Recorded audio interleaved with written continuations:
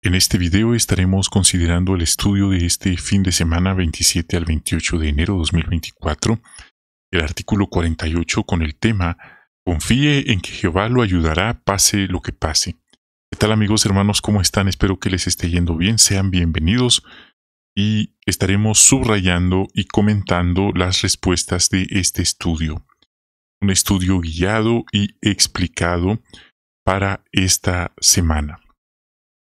El texto temático Ageo 2.4 dice: sean fuertes porque yo estoy con ustedes, afirma Jehová de los ejércitos. Párrafo 1 y 2. ¿Qué dificultades parecidas a las que tenemos nosotros afrontaron los judíos que regresaron de Babilonia a Jerusalén? Bueno, podríamos pensar en una: mantener a la familia. Esa era una dificultad. Otra era la seguridad, debido a la inestabilidad política y la persecución y la oposición de las autoridades. Eso también les pasó a ellos. Siguiente pregunta.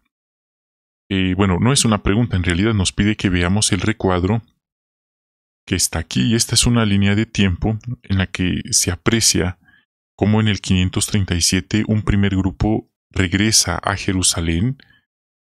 520 Ageo y Zacarías profetizan en Jerusalén. 515 se termina la reconstrucción del templo. 484 Ester interviene cuando el rey Asuero iba a eliminar a su pueblo. 468 aparece Esdras y un segundo grupo viajan a Jerusalén desde Babilonia. Fueron varias etapas muy vitales. Y finalmente en el 455 se termina la construcción no del templo o la reconstrucción del templo, sino de los muros de Jerusalén. Párrafo 3, y aquí pasamos al primer subtema: ¿cómo afectaron las dificultades a los judíos? Entonces tenemos la pregunta del párrafo 3. ¿Qué preguntas analizaremos? Son 3 preguntas. Primero, ¿cómo afectaron a los judíos las dificultades que afrontaron después de regresar a su tierra? Segundo, ¿por qué debemos poner en primer lugar la voluntad de Dios cuando pasamos situaciones difíciles? Y tercero, ¿qué nos ayudará a confiar en Jehová pase lo que pase? Ya mencioné el primer subtema. Párrafos 4 y 5 pregunta: ¿cuáles son algunas posibles razones por las que los judíos perdieron el entusiasmo? Tenemos que recordar que ellos tenían que trabajar en las obras del templo y tenían que construir sus propias casas, cultivar sus campos, alimentar a sus familias. Y sus enemigos estaban buscando la manera de entorpecer, de retrasar, de cancelar todo el trabajo que ellos estaban haciendo en cuanto a la reconstrucción del templo. Otra cosa que pudo haberlos desanimado era la inestabilidad económica y política. ¿Por qué? Ellos estaban bajo el imperio persa, y cada rey que aparecía tenía diferentes ideas y maneras de complicarles la vida a ellos. Y ellos estaban entre la espada y la pared porque habían personas rebeldes, tropas que pasaban pidiéndoles a ellos, exigiéndoles alimento, refugio. Si apenas tenían para ellos, mucho menos para darle a estos rebeldes, a estas tropas. Entonces, todo esto los tenía desanimados, sin entusiasmo. Algunos pensaron que no era el momento adecuado para reconstruir el templo. Al final del párrafo se citan las palabras de Ageo 1.2, que dice: esto es lo que dice Jehová de los ejércitos. El pueblo dice: todavía no ha llegado el momento de construir la casa de Jehová. Bueno, Jehová tenía un propósito, pero algunos del pueblo no querían, no es que no quisieran, sentían que no era el tiempo. Y aquí el Creador del universo lo dejó escrito en este texto. Vamos ahora al 6. ¿Qué dificultad enfrentaron los judíos y qué les aseguró Zacarías? Bueno, sufrieron persecución. Esa es la respuesta. Además de los problemas económicos y políticos, ellos sufrieron persecución. Sus enemigos, algunos árabes en cuenta, lograron que se prohibiera la reconstrucción del templo. La traición está presente en todas partes, ya que algunos mismos israelitas también traicionaron a sus hermanos a cambio de favores o sobornos. Y bueno, esa fue la dificultad que enfrentaron. Pero Jehová estaba viendo, y por medio de su profeta Zacarías le aseguró a los judíos que Dios usaría su Santo Espíritu para quitar del camino cualquier obstáculo.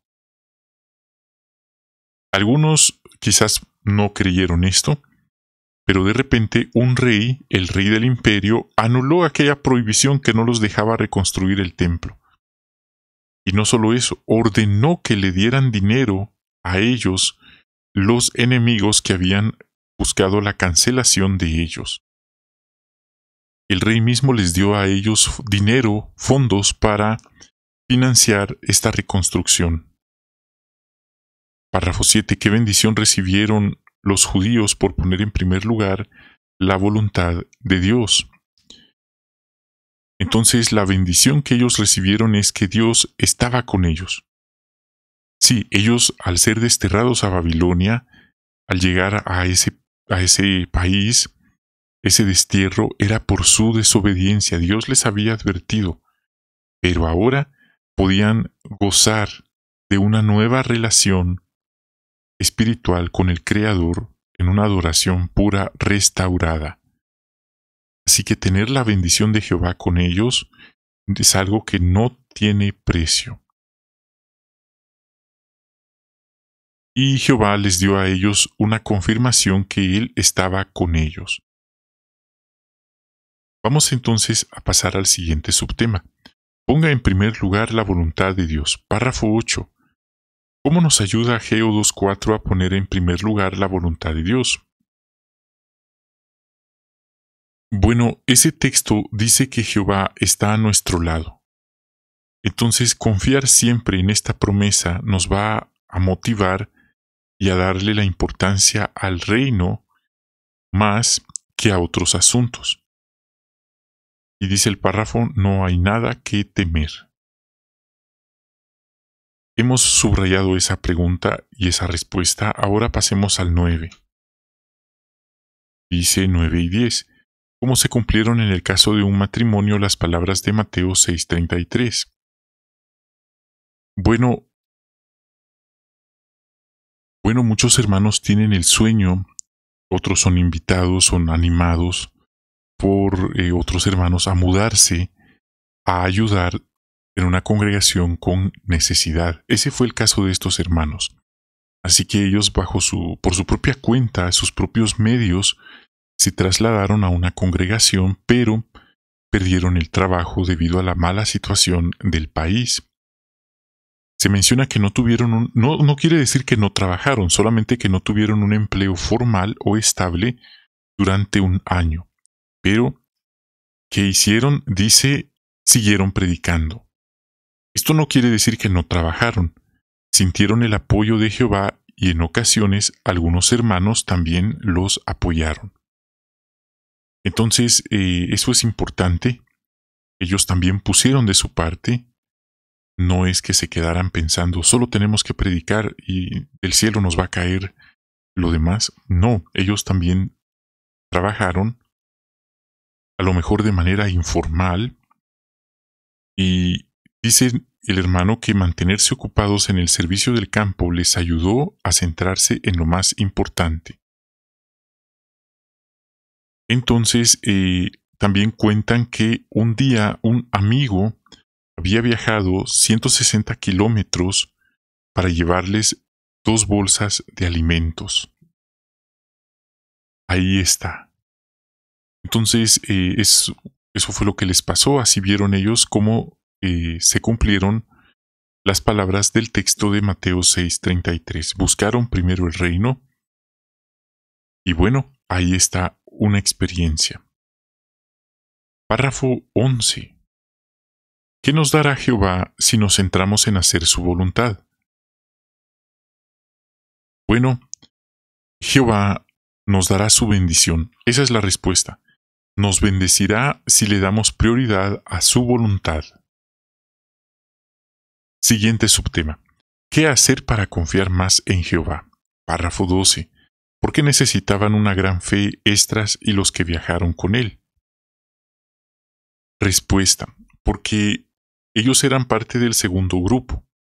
Se menciona que no era nada más como tomar un avión, un cómodo avión, y viajar y llegar con ciertas meriendas a bordo. No, ellos tenían que viajar a lo mejor sobre camellos, por caminos peligrosos, en desiertos, tormentas de arena, calor abrasador, fieras salvajes en el camino, ladrones que abundaban.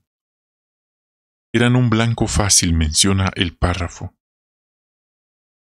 Y luego al llegar se dieron cuenta que Jerusalén no era un lugar seguro, pues no habían muchos habitantes y los muros y las puertas estaban a medias, o casi a medias, estaban en malas condiciones.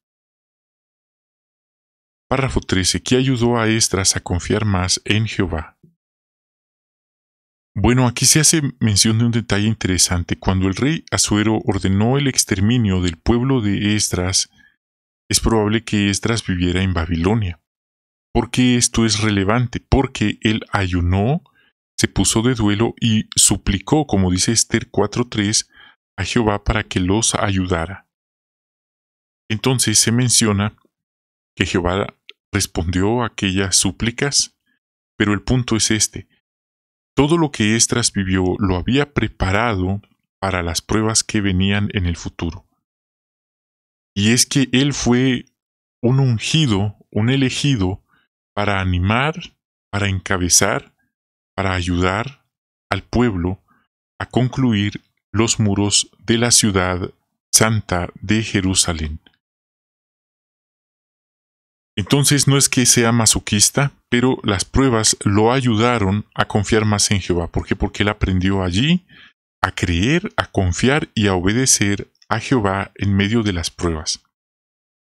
Sin duda, cuando las cosas van bien, para muchos es más fácil estar ocupados en lo espiritual, pero cuando las cosas cambian y se complican, ahí se demuestra quién realmente es quién. Párrafo 14. ¿Qué aprendió una hermana cuando se quedó sin trabajo? Bien, aquí ya se menciona qué fue lo que a ella le pasó, pero ¿qué fue lo que aprendió? Aprendió que, aunque estuviera sin dinero, ella podía hablar con Jehová, orarle, y ver cómo Jehová la cuidaba con ternura. Muy bien, ahí está entonces una cosa que ella aprendió. También una segunda es que si vuelve a quedarse sin empleo, no tendrá miedo, porque sabe que Dios cuidará de ella siempre, hoy y también mañana. Eso aprendió la hermana. Entonces ahí lo tenemos y ahora pasemos al párrafo 15 con la pregunta: ¿qué hizo Esdras? ¿Qué hizo que Esdras siguiera confiando en Jehová?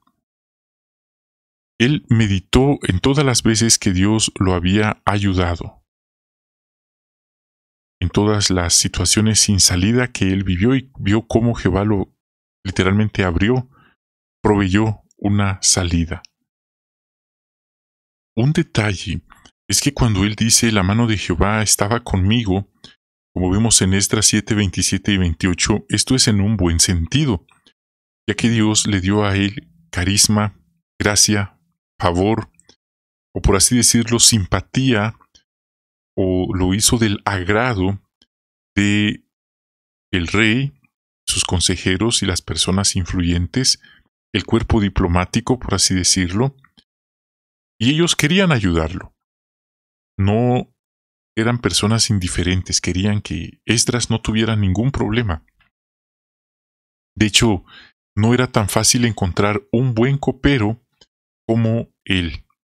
Eso lo vimos hace poco en la lectura de la semana. 16. ¿Qué hizo que Esdras siguiera confiando en Jehová? Bueno, él, estamos ahora en el 15. En realidad hemos contestado el 15, pasemos al 16. ¿En qué situaciones podemos ver con más claridad la mano de Jehová? Bueno, hay situaciones que pueden poner a prueba nuestra fe. Por ejemplo, pedirle permiso a nuestro jefe, si es que estamos en un trabajo formal, que nos dé el tiempo libre para ir a una asamblea o asistir a las reuniones. Esta sería una opción. Puede haber otra opción, como buscar otra congregación que tenga un horario que nos permita asistir, o a lo mejor se menciona asistir a otra asamblea. Se trata de agotar opciones, pero el párrafo se centra en esta como primera opción.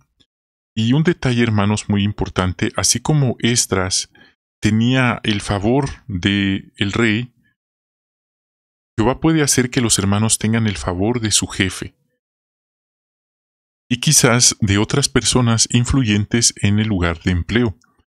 Esto no se gana por casualidad. Así como Esdras era una persona diligente, trabajadora, responsable, nosotros podemos ganarnos una buena reputación con nuestra buena conducta, siendo puntuales, siendo trabajadores, responsables, en vez de respondones, en vez de los que llegan tarde pero quieren irse primero, en vez de los que a lo mejor se llevan cosas que no le pertenecen de la empresa,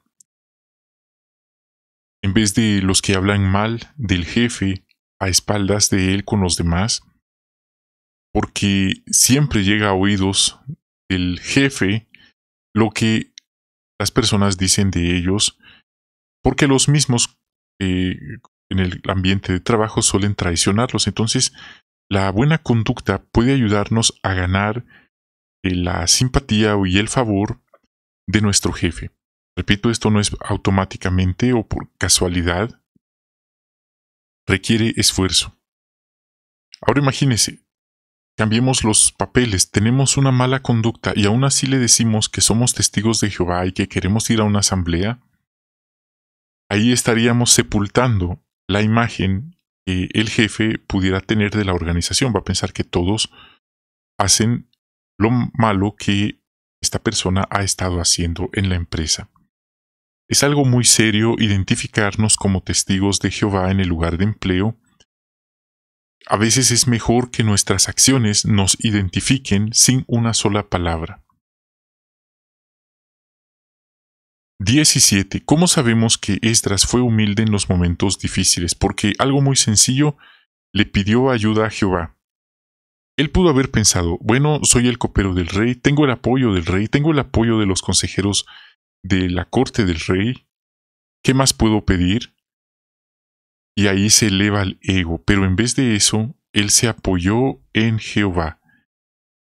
¿Y cómo? En la oración, pero la oración no era nada más cerrar sus ojos, pensar en otra cosa, sino dice, le oraba con humildad a Jehová.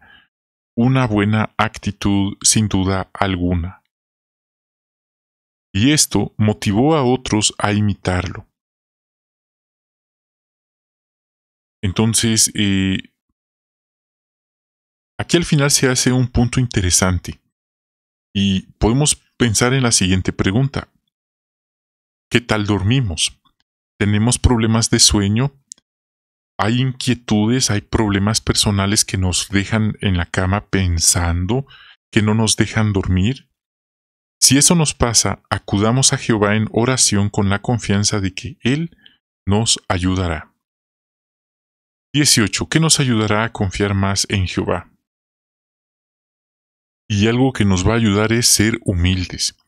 Ser humildes no significa que tenemos que ser personas de escasos recursos. Mire, la humildad se trata en este contexto la condición del corazón de la persona, no de su condición económica. Hay personas con una condición de escasos recursos, pero son personas muy orgullosas. Hay personas con una condición económica súper estable y son también muy orgullosos. Y también hay lo opuesto, personas pobres, humildes, personas ricas y humildes también. Hay de todo. Y eso es humildad. Sin importar nuestra condición económica, necesitamos reconocer que dependemos de Jehová, no de nuestra riqueza, no de nuestro intelecto, de nuestra fuerza física. Y bueno, aquí se menciona que nuestros hermanos podrían ayudarnos o, como dice aquí, darnos una mano. Entonces, hay situaciones que a lo mejor ya no podremos nosotros solos, así que podemos informarle a hermanos cercanos, quizás los ancianos, y bueno, se esperaría que ellos, en vez de ser indiferentes o insensibles, ayuden, den ayuda, y si ellos no pueden, que pasen la información para que otros que sí puedan den la ayuda necesaria. Muchos, cuando pasan situaciones y no ayudan, se excusan diciendo es que no nos avisaron, es que no sabíamos.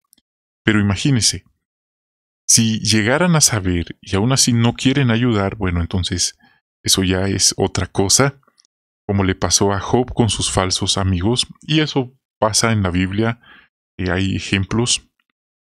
Le pasó al apóstol Pablo que cuando él más necesitó a los hermanos, fue ahí cuando lo abandonaron. Eso está en la Biblia. Muchos lo desconocen porque no han leído esa parte en la Biblia, pero está en la segunda carta a Timoteo. Pueden leer los capítulos 1, el 5 también, ahí aparece la información. No es que Pablo era muy sensible y se tomara todo personal, o era muy sensible a las imperfecciones de los demás, pero él reconoció que los hermanos lo habían abandonado. Era una realidad, era un hecho. Ya sea por imperfección, ya sea por maldad o por falta de interés, el hecho es que lo abandonaron. Ahí está el punto. Repito, ya sea por imperfección, por maldad o falta de interés, o por miedo incluso, el hecho fue que lo abandonaron.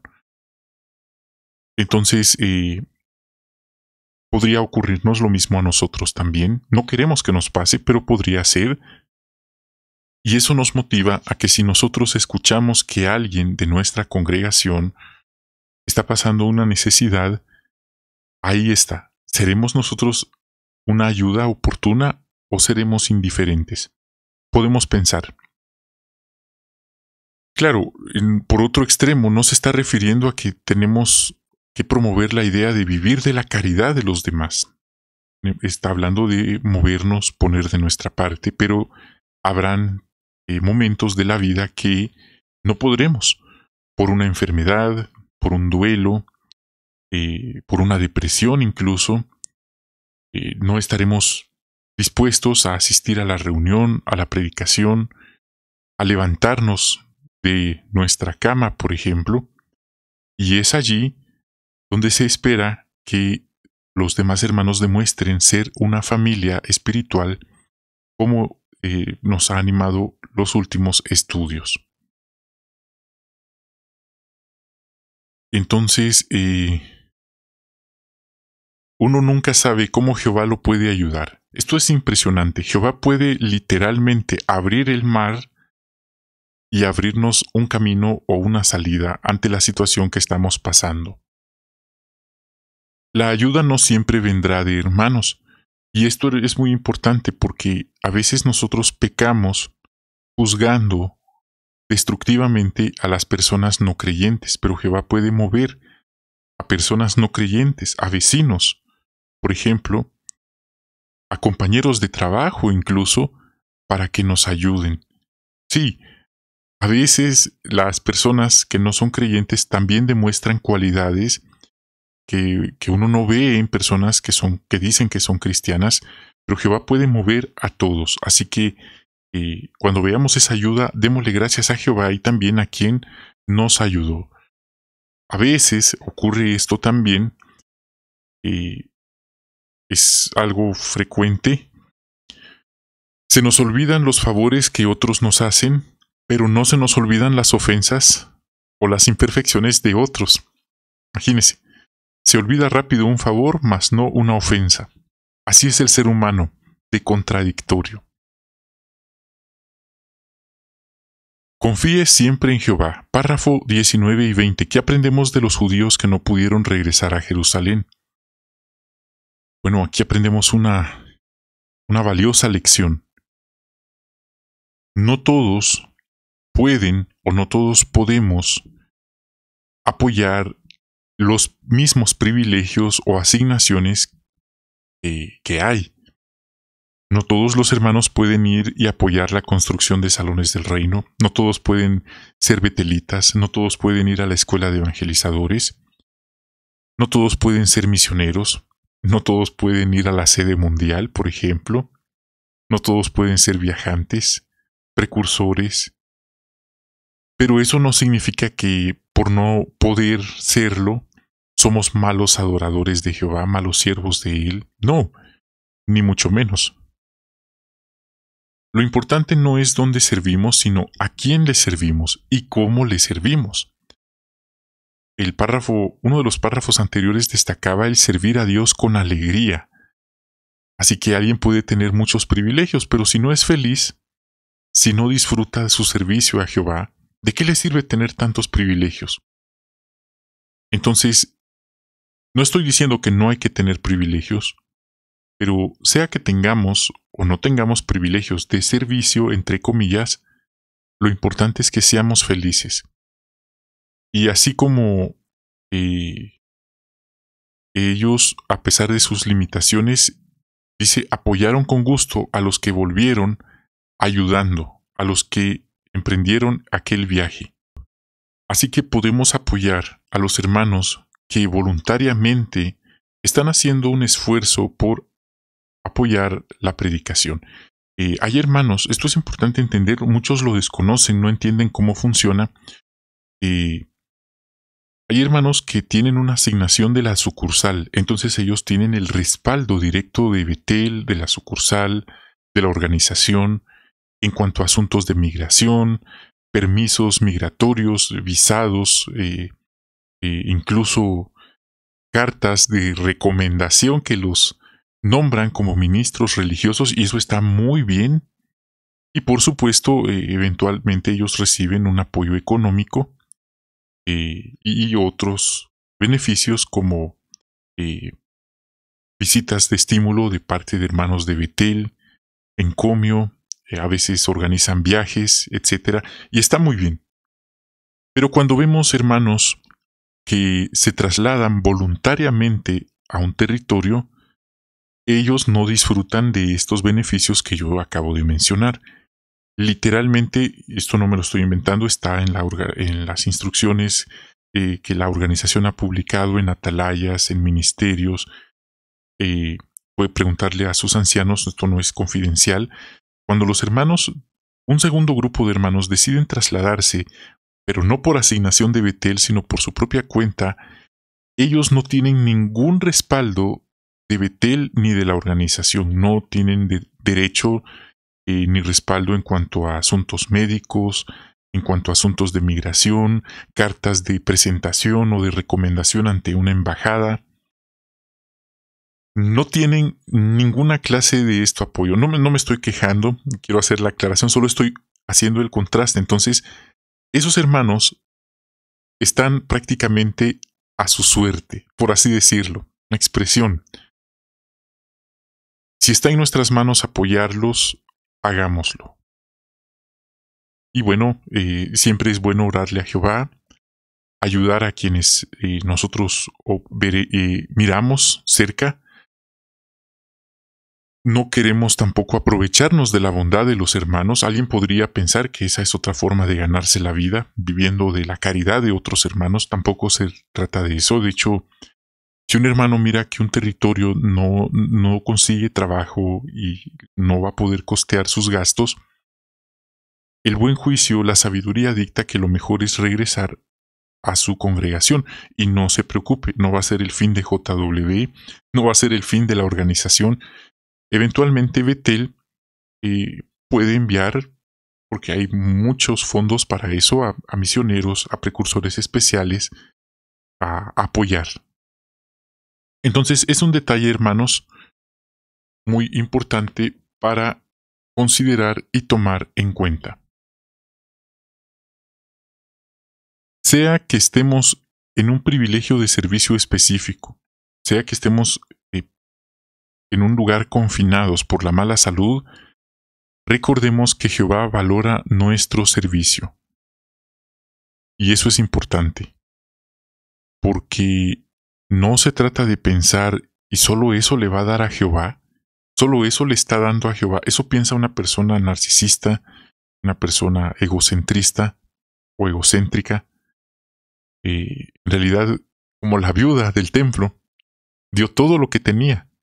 Y así hacen muchos hermanos con salud delicada, y Jehová conoce sus circunstancias y ellos merecen nuestro respeto. Hay otros hermanos que tienen ya una vida resuelta, sus padres los mantienen, y qué bueno, no estoy diciendo que esté mal eso.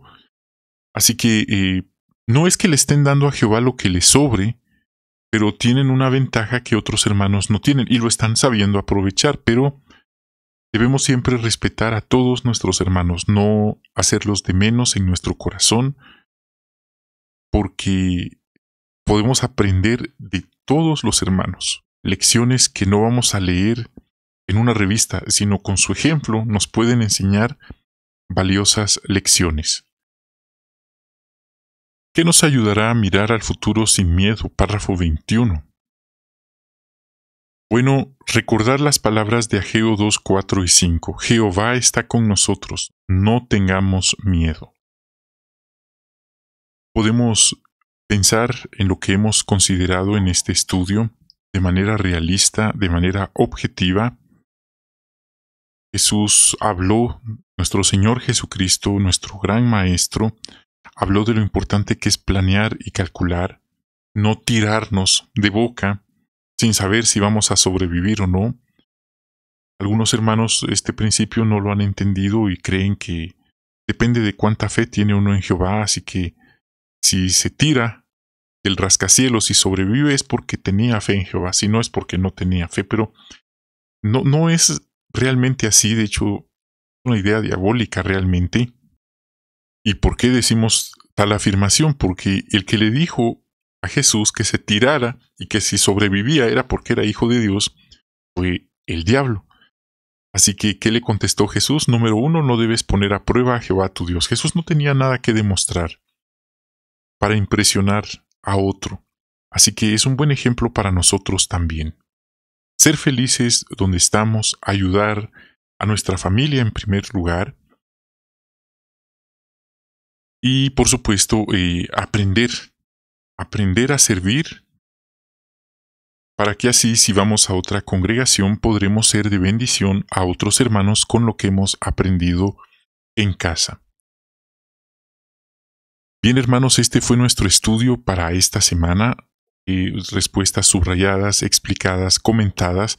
Gracias por acompañarnos. Bendiciones de Jehová para ustedes, sus queridas familias, y esperamos saludarnos en una próxima transmisión.